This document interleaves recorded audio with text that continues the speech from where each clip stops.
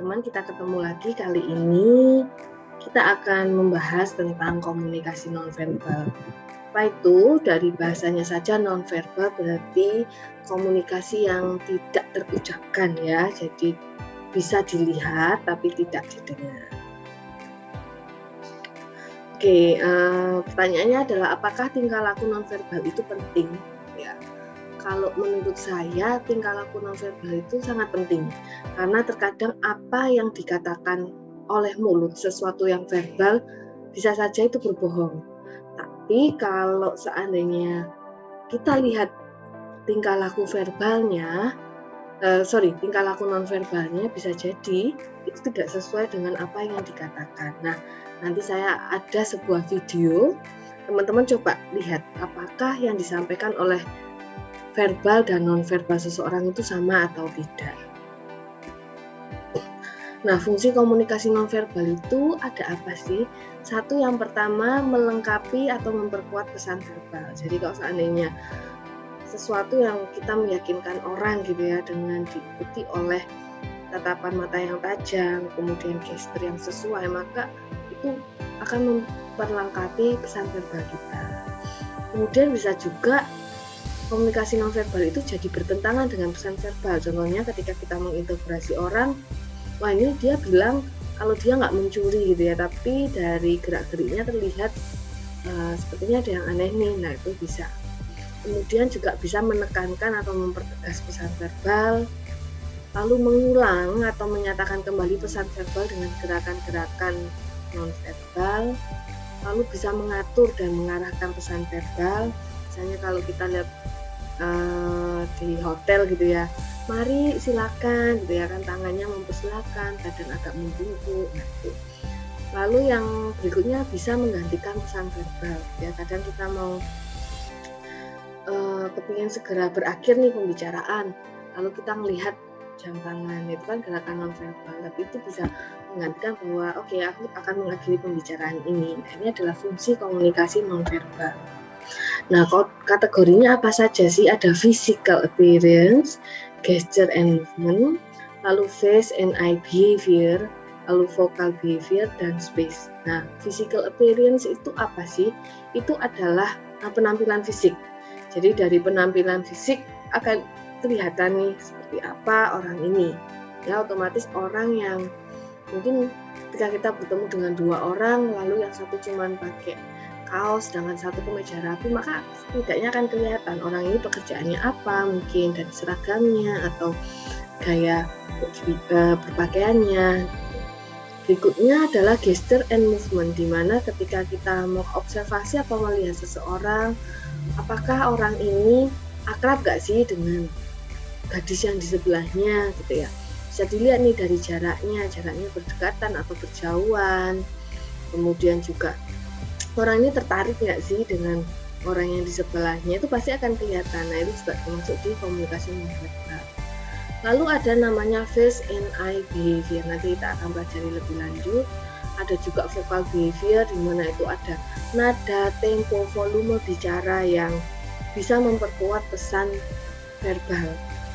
Lalu yang terakhir ada space atau keterbukaan keakraban. Otomatis ketika kita melihat ada seseorang yang suka untuk berbagi gitu, biasanya atau dia orangnya apa adanya, pergerakan tubuhnya gitu ya, itu sangat terbuka, misalnya tangannya terbuka.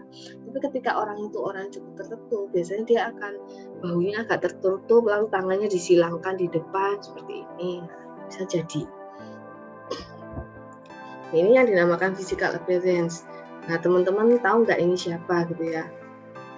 Kayak orang gila ya ini ya, compang-camping cuma pakai sarung, padahal ini adalah Baim Wong gitu ya, kan ganteng gitu ya. Nah, dari physical appearance seseorang itu bisa mencerminkan sesuatu yang sangat berbeda. Jadi penampilan fisik ini juga termasuk komunikasi nonverbal. Dengan melihat physical appearance-nya, kita akan tahu profesi orang ini, dia ini siapa, misalnya seperti itu ya.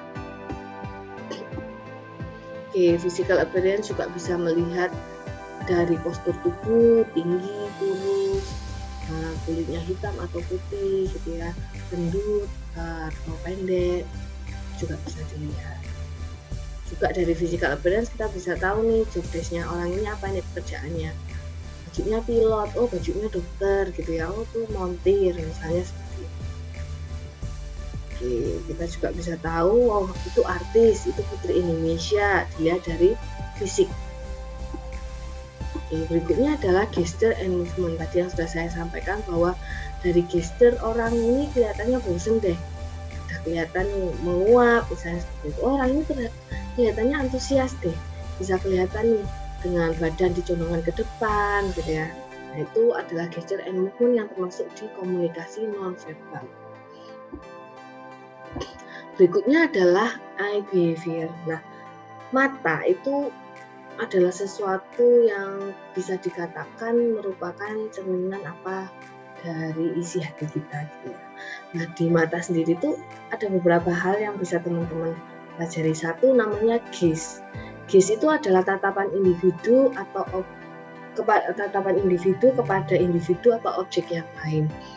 Contohnya saya menatap laptop ini namanya gaze, atau saya menatap Bu Priska, itu gaze. Ya, hanya saya yang menatap. Ada yang namanya juga mutual gaze, adalah situasi di mana dua individu saling bertatapan. Nah, tapi yang dilihat adalah wajah secara keseluruhan bertatapannya. Nah, lebih tinggi lagi namanya eye contact. Nah, itu adalah kegiatan secara spesifik melihat antara mata ke mata. Nah, itu hati-hati kalau cowok-cowok tuh biasanya mata ketemu mata aja bisa bertengkar misalnya seperti itu. Nah, itu namanya eye contact. Ada 4 fungsi dari gaze. Yang pertama adalah untuk menunjukkan respon atau perasaan. Ya.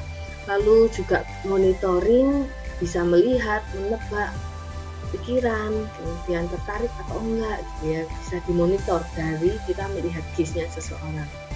Lalu juga bisa mencerminkan kognitif, dia ini kesulitan nggak sih mengerjakan soal ini gitu ya. Lalu informasi ini diproses dengan baik atau tidak, nah itu bisa ketahuan. Lalu berikutnya ekspresif, menunjukkan apa yang dirasakan. Nah itu dari gaze itu kelihatan ya, misalnya kalau dia semangat gitu ya, atau tertarik gitu ya, bola matanya membesar. Tapi kalau dia takut, bola matanya mengecil. Nah, dari gaze itu bisa kelihatan.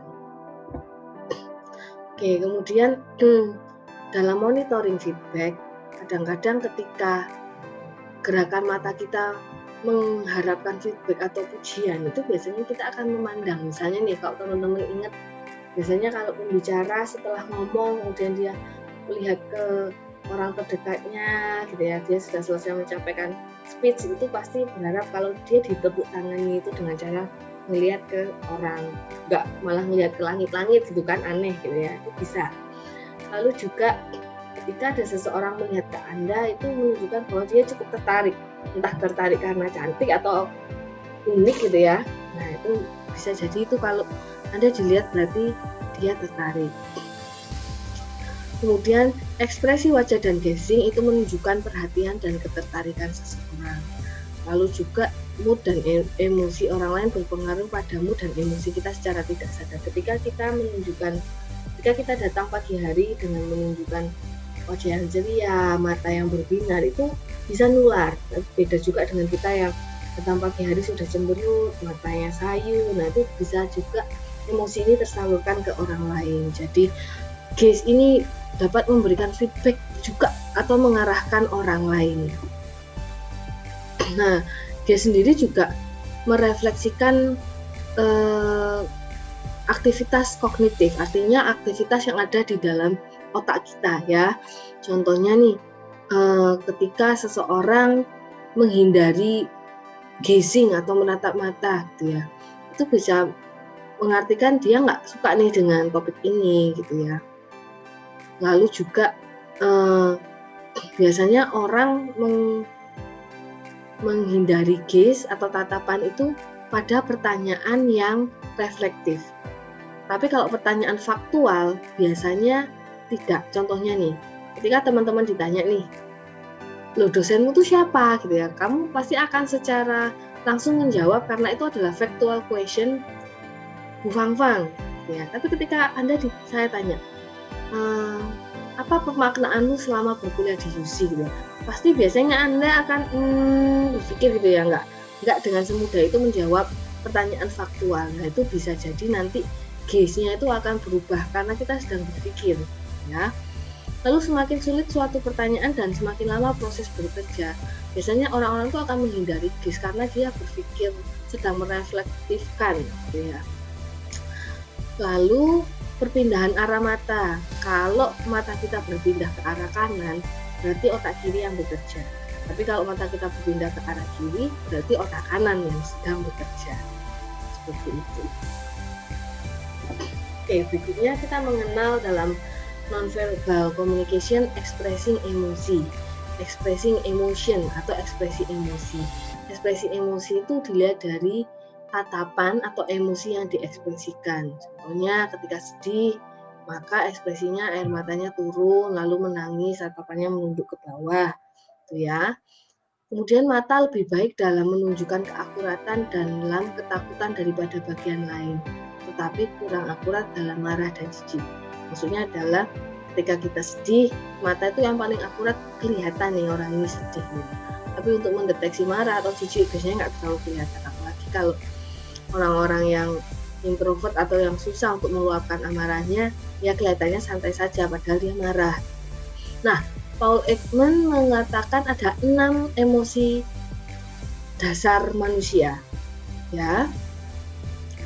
Oke, dan ketika kita mengatakan emosi dasar itu harus dilihat wajah secara keseluruhan, nggak bisa cuma mata aja, mulut aja, ya. Kita akan mempelajari 6 emosi dasar. Ada 6, ya, ini. Oke, terkejut. Ketika seseorang terkejut, biasanya alisnya naik, matanya melebar, mulutnya terbuka, gitu ya. Nah, ini berlaku di 1 detik pertama. Ketika dia benar-benar terkejut, pasti dia, gitu ya. Tapi kenapa kok hanya 1 detik pertama yang akurat? Karena kadang kadarnya orang tuh berbeda-beda. Ini terkejut. Kemudian takut, ya. Takut tuh biasanya dicirikan dengan alis naik dan menyatu, kelopak mata atas naik, ya. Kelopak mata bawah tertekan, bibir sedikit merenggang secara horizontal menuju ke telinga, gitu ya. Ini namanya takut, ya. Teman-teman dalam observasi, ketika membuat catatan observasi kita nggak boleh nih langsung bilang anak ini takut, itu nggak boleh, itu namanya interpretasi. Tapi kalau observasi, yang kita tulis adalah ini, alis naik dan menyatu, kelopak mata atas naik, kelopak mata bawah. Nah, ini yang ditulis. Ketika nanti membuat kesimpulan, baru kita boleh menyimpulkan takut, ya. Lalu jijik, hidung mengkerut, bibir atas naik, ya. Lalu marah, alis menurun dan menyatu, mata berkaca-kaca, misalnya seperti itu, dan bibir menyempit. Nggak ada orang marah mulutnya terbuka, itu nggak ada ya, coba. Oke. Lalu senang, ya, senang ini kerutan di sekitar mata ada, lalu pipi naik, seperti ini, lalu gerakan pada otot sekitar mata juga ada, ya. Ini kalau senang. Dan terakhir sedih, kelopak mata atas menurun, menurun, lalu mata tidak fokus, ujung mulut tertarik ke bawah. Oke teman-teman, ini adalah pelajaran tentang komunikasi nonverbal yang harapan saya bisa membantu teman-teman dalam melakukan observasi maupun pelaksanaan observasi nanti dalam